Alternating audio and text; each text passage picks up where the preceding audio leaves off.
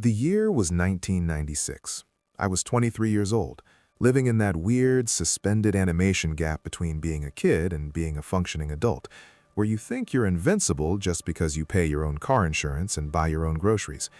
It was New Year's Eve, a Tuesday, if I remember right. I was living on the south side of Indianapolis then, in a shoddy apartment complex called the Willow Creek that had neither willows nor a creek, just a parking lot that flooded every time it rained and hallways that smelled like wet carpet and cigarettes. My plan for the night was simple. Drive out to my cousin's place near Greencastle for a family blowout. We did it every year. Euchre tournaments, cheap domestic beer, chili in a slow cooker, and my uncle trying to light illegal fireworks in the snow while his wife yelled at him from the patio door. I should have left at 6. I didn't leave until 8:30. My dad was the reason. He'd called me over to help with his snowblower, a prehistoric beast of a machine he'd bought used from a neighbor who probably laughed all the way to the bank. There wasn't even real snow on the ground yet, just a dusting of frost and some gray slush that had frozen hard in the gutters. But Dad was obsessed with preparation. "It's gotta start on the first pull, Mike," he kept saying, wrenching on the starter cord until his face turned a dangerous shade of red. "You'll thank me later when we're buried in a foot of powder." I didn't thank him. I just stood there shivering in my Converse sneakers, holding a heavy metal flashlight that froze my hand, watching my evening disappear one failed engine sputter at a time. By the time I finally escaped, my mom was yelling from the porch that I was going to miss dinner, and Dad was still muttering curses at the carburetor. I got into my car, and my mood was already sour. I was tired, I was cold, and I was running late. I drove a 1988 Oldsmobile Cutlass Sierra. It was a tank of a car, painted a color the GM probably called burgundy, but which actually looked like dried blood. It had velour seats that generated static electricity, and the interior smelled permanently of stale McDonald's fries because my friend Derek had spilled a supersize order on the passenger floor mat a week prior. No amount of scrubbing or Febreze could get the grease out. It was just part of the car's ecosystem now. The heater was broken. Well, partially broken. It only worked on 2 settings, off and slightly warmer than outside. I cranked it up to the second setting, shoved a cassette tape into the deck, Hootie and the Blowfish, cracked rear view because it was 1996 and everyone owned that tape, and pulled out onto the road. The dashboard clock was wrong, blinking 12 o'clock like it always did, so I checked my Casio watch, 8:45 p.m. I hit I-70 West, expecting smooth sailing. Instead, I saw a sea of red brake lights stretching out to the horizon. It looked like half of Indianapolis had decided to leave town at the exact same moment. The traffic was bumper to bumper, inching forward in a hypnotic, frustrating rhythm of stop and go. I sat there for 20 minutes, moving maybe a mile, drumming my fingers on the steering wheel, watching the steam rise from the tailpipe of the Ford Taurus in front of me. "Great," I muttered, slapping the steering wheel. "Happy New Year to me. This is going to be my midnight kiss, a semi-truck's mud flaps." I looked at the device suction cup to my windshield. It was an early GPS unit, a Magellan, I think, that my tech-obsessed uncle had convinced me to buy for Christmas. It was the size of a brick, had a monochromatic screen the size of a playing card, and cost more than my monthly rent. "Recalculating," it chirped in a tinny, robotic female voice. I hated that voice. It sounded judgmental. But I was desperate. I didn't want to spend the countdown stuck in gridlock. So when the little pixelated arrow finally suggested an alternate route, an exit near Plainfield that led to a web of county roads I'd never heard of, I didn't hesitate. I took the exit. The highway noise faded instantly, replaced by the rhythmic hum of my tires on cold, cracked pavement. The amber streetlights vanished behind me. The houses spaced out, becoming dark shapes set far back from the road, marked only by the occasional lonely porch light or the blue flicker of a television set through a window. I was in the country now, the real Indiana country, where the cornfields go on forever and the darkness feels heavy, like a physical weight pressing against the glass. At first, I felt smart. I was moving. I was making time. The speedometer crept up to 50, then 55. I passed a gas station that looked like a relic from the 50s, with pumps that still had analog dials and a sign that just said gas in flickering neon. The lights were on inside, casting a sickly yellow glow onto the empty lot, but I didn't see a soul. No attendant, no customers, just a lonely island of light in a sea of black fields. I thought about stopping for a soda, but the vibe was off. It looked like the opening scene of a horror movie where the kid makes a bad choice, so I pressed the gas pedal a little harder and sped past. Then the GPS started acting up. The little arrow on the screen, which had been faithfully tracking my progress, suddenly froze. I tapped the plastic casing with my knuckle. "Come on," I said. "Don't do this."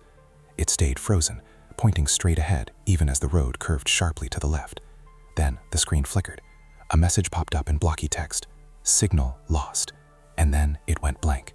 Just a gray, empty square. You have got to be kidding me. I snatched the unit off the windshield and shook it, as if that would rearrange the satellites in space to favor me. Nothing. I pressed the power button. Nothing. I tossed it onto the passenger seat with a curse. Now it was just me. No map, no cell phone, because nobody I knew had one back then, and even if they did, there were no towers out here. Just my headlights cutting through the pitch black and the hootie tape playing softly.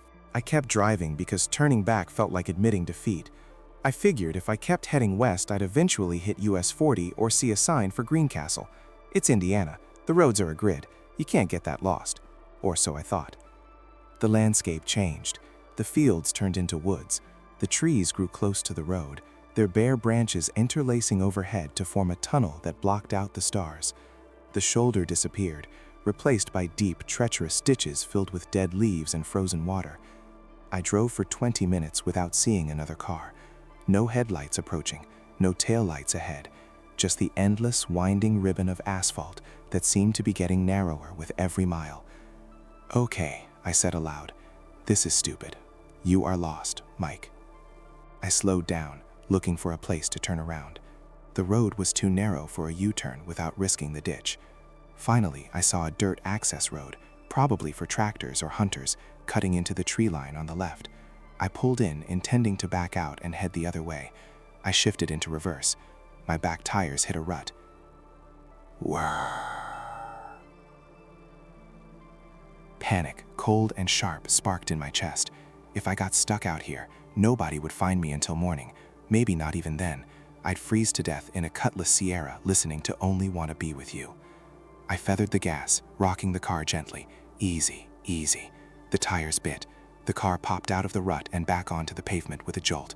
I let out a breath I didn't know I was holding. Okay, go back. Find the highway. Forget the shortcut. I put the car in drive and started heading back the way I came. That's when I saw him. He was walking on the side of the road, in the same direction I was headed. A dark figure, trudging along the non-existent shoulder, dangerously close to the drop-off of the ditch. I slowed down. It was freezing out there, the kind of cold that hurts your face and freezes the moisture in your nose. And this guy was just walking in the middle of nowhere. On New Year's Eve, my headlights washed over him. He wore a long, dark wool coat that looked too big for him, and a knit cap pulled low over his ears. He didn't turn around. He didn't stick out a thumb. He just kept walking with a steady, mechanical rhythm, head down, hands in pockets. My mom raised me to be polite. My dad raised me to be helpful. You don't leave people stranded, they always said. Don't be a jerk, I whispered to myself, fighting the instinct to speed up. It's New Year's. He's probably freezing. I pulled up alongside him, slowing to a crawl, and rolled down the passenger window. The electric motor groaned in the cold. "Hey," I called out, leaning across the empty seat. "You need a ride?" He stopped. He turned his head slowly. I couldn't see his face well, just the shadow of a sharp jawline and the dark hollows of his eyes under the hat. He didn't smile. He didn't look relieved. He didn't look grateful. He just walked to the door and opened it. The interior light didn't come on because the bulb had burned out in '94 and I had never bothered to replace it. He slid into the passenger seat, bringing a gust of freezing air with him that instantly chilled the cabin. The smell hit me instantly. It wasn't alcohol. It wasn't the smell of a homeless guy who hasn't showered. It smelled like wet wool and cold earth, like damp soil, like he'd been standing in a root cellar or lying in a field for hours. It was a thick, organic smell that made my nose wrinkle. He closed the door. The latch clicked shut.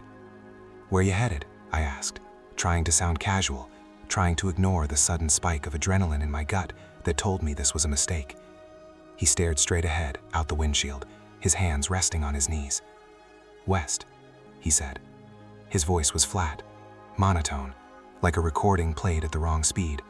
There was no inflection, no curiosity. "Okay," I said, putting the car in gear. "I'm heading toward Greencastle. That work?" He nodded once, a minimal, stiff movement. I pulled back onto the road, the gravel crunching under my tires. The silence in the car was heavy. Usually, I'd turn up the music to fill the dead air, but I felt weirdly compelled to turn it down. I reached over and ejected the hootie tape. The click of the cassette popping out sounded like a gunshot. Now the only sound was the heater fan rattling in the dash and the tires humming on the asphalt. I glanced at him out of the corner of my eye. He sat perfectly still. He wasn't looking around the car. He wasn't shivering, even though he'd just come out of the bitter cold. He was just existing. "I'm Mike," I said, offering an olive branch. He didn't look at me. "Cal," he said. "Nice to meet you, Cal." Silence. "What are you doing out here walking?" I asked, trying to keep the conversation alive. "Car trouble?" "Walking," he said. "Right, walking. Well, good night for it, I guess. Though my dad says it's gonna snow later." Cal didn't answer. He didn't even blink. I gripped the steering wheel tighter. The road seemed to be getting narrower. The trees pressed in closer, their branches scratching at the sky. I hadn't seen a road sign or a house in miles. "You from around here?" I tried again. "No." "Where are you from?" "Away." I decided to shut up. Clearly, Cal wasn't in the mood for small talk. 5 minutes passed, then 10. The tension in the car was thickening, like smoke filling the cabin. I kept checking the rearview mirror, hoping to see another car, headlights, anything to remind me that the rest of the world still existed. Nothing. Just blackness. Then Cal spoke. "People get careless tonight," he said. I jumped slightly. It was the first time he'd offered words I hadn't dragged out of him with a crowbar. "What?" I asked, glancing at him. He turned his head slightly toward me. "New Year's," he said. "People think the calendar changes and everything else changes with it, like it wipes the slate clean." His voice was so dry, no emotion, no inflection. It sounded like he was reading facts from an encyclopedia. "Yeah, I guess," I stammered. "Fresh start, right? Resolutions and all that." "No," he said. "Nothing changes. The dirt is still the dirt. The rot is still the rot." I swallowed. My throat clicked. A chill that had nothing to do with the broken heater went down my spine. "Okay," I said. "Look, I think I missed a turn somewhere. Do you know where this road comes out?" He didn't answer. "Cal?" He was staring at me now, full on. In the faint green glow of the dashboard lights, I finally saw his eyes. They were wrong. They weren't glowing red or anything cartoonish. They were just open. Too open. He wasn't blinking. The pupils looked blown wide, swallowing the iris, like he was in shock or on drugs. But his face was totally relaxed. Slack. "Where are we going, Cal?" I asked, my voice trembling. "Straight," he said. "I need to find US 40. I think I need to turn around. I think I'm going the wrong way." "Straight," he repeated, louder this time. Not a request, a command. "I'm stopping," I said, making a decision. "I'm gonna let you out here. I think I'm lost and I need to figure this out." I lifted my foot off the gas pedal. Cal moved. He didn't wind up. He didn't shout. His left hand shot out with terrifying speed and clamped onto the steering wheel. I shouted something, I don't remember what, maybe just a noise of pure terror. His grip was like iron. His skin was ice cold against my hand as I tried to fight him, cold enough to burn. "What are you doing?" I screamed. "Let go!" He didn't look at me. He looked through the windshield, his expression bored, detached. He yanked the wheel hard to the right. The Oldsmobile swerved violently. The tires screamed as they lost traction on the frost-slicked road. The back end swung out. We hit the shoulder. Gravel sprayed like buckshot against the undercarriage. Then, the ditch. The world tilted on its axis. The headlights swept across a blur of tree trunks and dead grass, a dizzying kaleidoscope of light and shadow. I remember the sound of metal tearing, a screech that set my teeth on edge as the undercarriage scraped against rocks. Then an impact. Hard. My head snapped forward. The seatbelt locked, digging into my chest, bruising my ribs. Crunch. The front end hit a tree. Glass exploded inward. The airbag deployed. a punch to the face that smelled like gunpowder and burnt dust. It filled the cabin instantly, white and suffocating. Then silence. Ringing. Absolute silence. I sat there for a moment, unable to breathe, my lungs seized up from the impact. Pain radiated from my ribs like a hot wire. Blood trickled down my forehead into my eye. I coughed, choking on the airbag dust. "Cal?" I wheezed. I forced my head to turn. The passenger seat was empty. The door was hanging open, swaying slightly on bent hinges. The interior light, the one that had been broken for 2 years, was flickering on and off, casting a strobe effect on the empty seat. Click, buzz, click. "Cal?" I yelled, panic rising over the pain. "Cal?" I fumbled for the door handle. It was jammed. I threw my shoulder against it, once, twice. It popped open, and I fell out into the snow. The cold air hit my face, stinging the cut on my forehead. I scrambled up the embankment, slipping on the frozen grass, my ribs screaming with every movement. I looked at the road. Empty. I looked at the woods. Darkness. Silent, heavy darkness. "Hey!" I shouted into the trees. "Hey! Where are you?" No answer. Just the wind hissing through the bare branches. Then, light. Headlights coming around the bend. I waved my arms frantically, ignoring the pain. "Help! Help!" A pickup truck slowed down and pulled over. An older man jumped out, leaving his door open. "Son!" he yelled. "Are you okay? I saw the tracks." He ran down the ditch toward me. He looked terrified. "I'm okay," I gasped, holding my side. "My passenger, there was a guy. He ran off." The man stopped, looking around the crash site. "Who?" "Cal," I said. "He grabbed the wheel. He caused it. Did you see him on the road?" The man looked at the road. He looked at the fields. He looked back at me with a pitying expression. "Son," he said gently, "I've been driving this road for 10 miles. I haven't passed a soul. I haven't seen another car." "He was right here," I insisted. "He was in the car with me." I turned back to my car. The passenger door was open. I knew it was, but as the man's headlights washed over the wreck, I saw something that stopped the breath in my throat. The passenger seat was clean. The dashboard, the floor mats, the seat itself, they were covered in a fine layer of white dust from the airbag. But there were no disturb marks, no slide marks on the fabric where someone had slid out, no handprint on the dash where someone would have braced themselves. And on the floor mat, the one Derek had stained with grease, there were no footprints, no mud, no wet leaves, no melted snow, just the old grease stain. I looked at the man. "He was here," I whispered. He grabbed the wheel. The man put a hand on my shoulder. "Let's get you in the truck," he said. "You're bleeding and you're in shock." The ambulance ride was a blur of lights and questions I couldn't answer. At the hospital in Greencastle, the fluorescent lights were too bright. They told me I had 2 cracked ribs, a severe concussion, and a laceration on my forehead that needed 12 stitches. The doctor asked me if I'd been drinking. "No," I said. He asked if I fell asleep. "No." Someone grabbed the wheel. "A hitchhiker." He nodded, writing something on his clipboard that I knew meant hallucinating or trauma response. A sheriff's deputy came in later. He was a young guy, looked bored, probably annoyed that he was spending New Year's Eve taking a report from a kid who crashed his daddy's Oldsmobile into a tree. I told him everything. I told him about the GPS failing, about the road, about Cal. I described the coat, the hat, the smell of cold earth. "Cal," the deputy repeated, writing it down. "Did he give a last name?" "No." "And you say he grabbed the wheel?" "Yes. He wanted to crash. He did it on purpose." The deputy sighed. He closed his notebook. "Look, Mike," he said. "We checked the scene. We checked the woods for a half-mile in every direction. There were no footprints leaving the vehicle. The only footprints in the snow were yours and the witness who stopped." "That's impossible," I said. "He opened the door. The door was open." "The passenger door was open," he admitted, "but the latch was busted from the impact. It likely popped open when you hit the tree." "It happens all the time."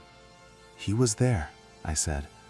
I felt tears pricking my eyes, tears of frustration, of pain, of fear. He told me nothing changes. He told me the dirt is still the dirt. The deputy gave me a long look, one filled with skepticism but also a little bit of pity. "Get some rest, kid. It was a rough night. Happy New Year." He left. My family arrived an hour later. My mom was crying, stroking my hair. My dad looked at me with a mix of relief and anger, like he was calculating the insurance deductible in his head while hugging me. "I told you to leave earlier," was the first thing he said. I didn't argue. I never argued with him about it. My car was totaled. The GPS unit was never found, probably flung into the woods on impact. I recovered. The ribs healed. The scar on my forehead faded to a thin white line that I can still see if I look close enough in the mirror. But I never really got over that night. I did some research years later when the internet became a thing you could carry in your pocket.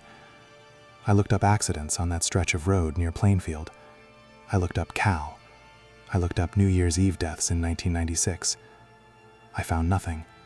No ghost stories. No urban legends about a hitchhiker. Just me and a wrecked Oldsmobile. But here's the thing that keeps me awake sometimes, usually around late December when the wind starts to howl against the windows. I still have the jacket I was wearing that night. The EMTs had cut it off me, but my mom sewed it back up because she hated waste. She washed it and put it in a box. A few years ago, I was moving boxes in the attic and I found it. I put it on, just for a second, to see if it still fit. I reached into the pocket, and my fingers brushed against something. It was a cassette tape. Not my Hootie and the Blowfish tape. It was an old, unmarked TDK cassette. The plastic was cracked. It was cold to the touch. I don't know how it got there. I never owned it. I never bought it. I've never played it. I never will. I keep it in a box in the garage, buried under Christmas decorations. Every New Year's Eve, I stay home. I lock the doors. I turn on every light in the house. And if I ever see someone walking on the side of the road, head down, coat collar turned up against the cold, I drive past. I drive fast, and I don't look in the rearview mirror.